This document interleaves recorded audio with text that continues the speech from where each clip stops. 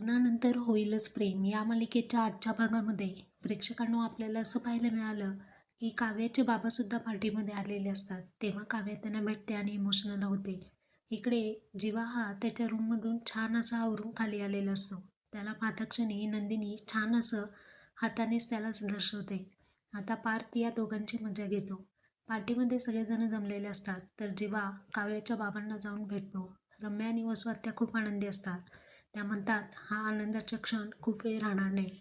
आता नंदिनी आणि पार्थ हे दोघेही अँकरिंग करतात. जीवा आणि काव्या यांच्या कार्यक्रमामध्ये हे दोघंही आलेल्या पाहुण्यांचं स्वागत करत असतात आणि त्या दोघांनी आत्तापर्यंत केलेली कामगिरी सांगू लागतात. तर त्यांच्या या कौतुकास्पद शब्दांमुळे जीवा आणि काव्या हे दोघंही भारावून जातात. तर आता फायनली जीवा आणि काव्या या दोघांना स्टेजवरती बोलवण्यात येतं आणि नंदिनी म्हणते तुम्ही दोघं बोला. आता काव्य जीवाला म्हणते तुम्ही बोला त्यानंतर मी बोलते. तर पुढच्या भागात पाहूयात जीवा